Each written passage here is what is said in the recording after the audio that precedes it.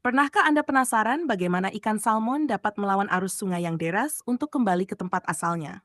Ini adalah keajaiban alam yang menginspirasi. Salmon atau salem adalah jenis ikan dari famili Salmonida. Ikan lain yang berada dalam satu famili dengan salmon adalah trout. Perbedaan kedua jenis ikan tersebut antara lain. Salmon bermigrasi, sedangkan trout hidup menetap. Salmon hidup di Samudra Atlantik dan Samudra Pasifik. Setiap tahun, jutaan ikan salmon memulai perjalanan epik yang melampaui imajinasi. Ini bukan sekadar migrasi, melainkan sebuah epos, kisah hidup yang penuh perjuangan, adaptasi dan pengorbanan, dimulai dari aliran sungai terkecil hingga hamparan samudra yang luas. Awal sebuah perjalanan. Kisah salmon dimulai di tempat yang tenang, seringkali di hulu sungai air tawar yang jernih dan beroksigen tinggi. Di sana, sang induk betina, dengan sisa-sisa tenaga terakhirnya, menggunakan ekornya untuk menggali cekungan dangkal di dasar kerikil sebuah sarang yang disebut red. Dalam red inilah, ia akan meletakkan ribuan telur berwarna oranye kemerahan yang kemudian dibuahi oleh salmon jantan. Telur-telur ini akan bersembunyi di antara celah-celah kerikil, terlindung dari predator dan arus deras menanti saatnya untuk menetas. Setelah beberapa minggu atau bulan, telur-telur itu menetas menjadi alevin. Makhluk kecil ini hampir tidak terlihat, masih membawa kantung kuning telur yang menempel di perut mereka, yang merupakan sumber nutrisi utama mereka selama beberapa minggu pertama. Mereka bersembunyi di dalam kerikil, tumbuh perlahan.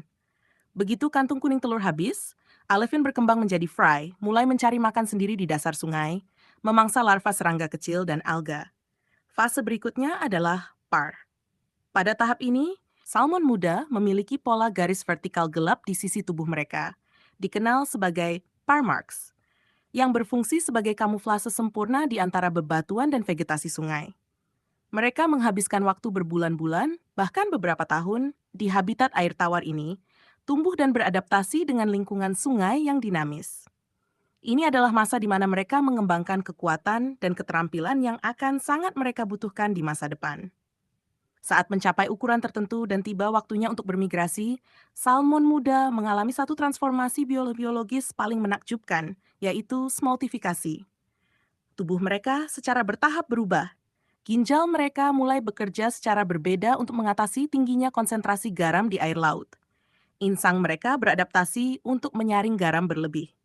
Warna tubuh mereka yang sebelumnya bergaris dan kusam di sungai, kini berubah menjadi perak mengkilap, menyerupai ikan pelagis yang hidup di laut terbuka. Ini adalah momen krusial. Dari penghuni air tawar, mereka kini siap menjadi penghuni samudra. Sebagai smolt, mereka mulai bergerak hilir menuju muara sungai, tempat air tawar bertemu air asin.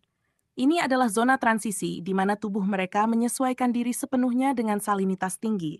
Setelah berhasil beradaptasi, mereka memberanikan diri ke lautan luas, tempat mereka akan menghabiskan sebagian besar hidup mereka. Di samudra, salmon adalah perenang ulung dan predator yang efisien. Mereka berenang ribuan kilometer, menjelajahi perairan dingin yang kaya nutrisi. Diet mereka sangat beragam, mencakup krill, udang kecil, cumi-cumi, dan ikan-ikan yang lebih kecil. Selama periode ini, mereka tumbuh pesat, mengakumulasi cadangan lemak dan protein yang sangat penting untuk perjalanan pulang mereka nanti. Salmon bisa hidup di laut selama 1 hingga 7 tahun, tergantung spesies dan kondisi lingkungan. Salmon Chinook misalnya dapat tumbuh menjadi yang terbesar dan hidup lebih lama di laut dibandingkan spesies lain. Setelah bertahun-tahun di laut, entah bagaimana, sebuah panggilan insting yang tak terbantahkan menarik mereka kembali. Ini adalah dimulainya fase terakhir dan paling heroik dalam siklus hidup mereka, migrasi anadromos. Salmon kembali ke sungai tempat mereka dilahirkan untuk bereproduksi. Perjalanan pulang ini adalah ujian ketahanan fisik yang ekstrem.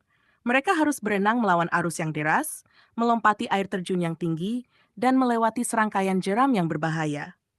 Mereka juga harus menghindari berbagai predator alami seperti beruang grizzly, elang botak, serigala, dan tentu saja manusia yang memancing mereka. Selama migrasi ini, salmon berhenti makan. Mereka hanya mengandalkan cadangan energi yang telah mereka kumpulkan di laut. Perubahan fisik juga sangat mencolok.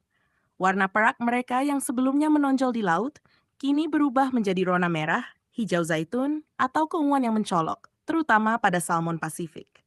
Salmon jantan dari beberapa spesies, seperti Chinook dan Sockeye, mengembangkan rahang berbentuk kait yang disebut kaipe, yang digunakan untuk pertarungan memperebutkan betina di tempat pemijahan.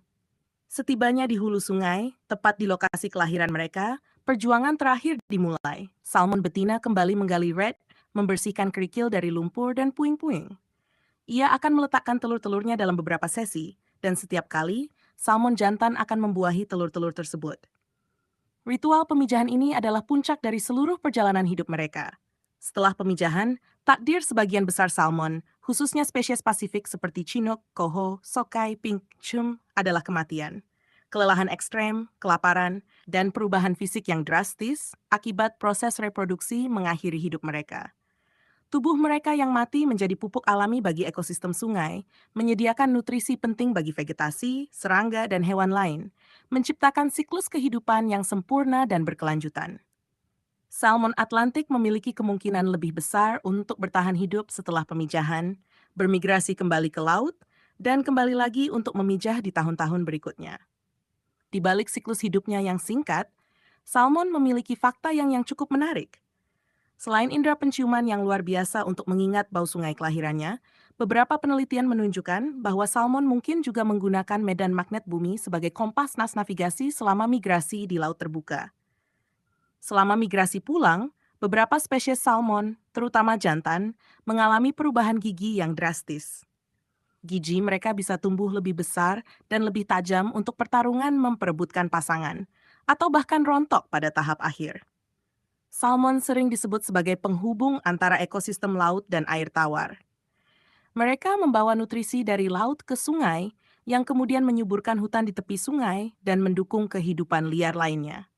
Misalnya, beruang yang memakan salmon akan membawa bangkai ikan ke hutan, yang kemudian membusuk dan menyuburkan tanah. Populasi salmon menghadapi banyak ancaman, termasuk perubahan iklim, polusi air, pembangunan bendungan yang menghalangi jalur migrasi, dan penangkapan ikan berlebihan.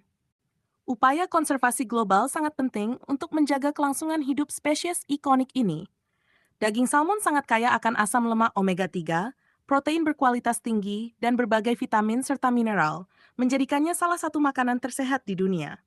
Ini adalah hasil dari diet kaya nutrisi mereka di laut. Kisah hidup salmon adalah bukti keajaiban alam dan ketahanan luar biasa dari kehidupan. Ini adalah pengingat bahwa bahkan makhluk terkecil pun dapat memiliki perjalanan hidup yang paling epik.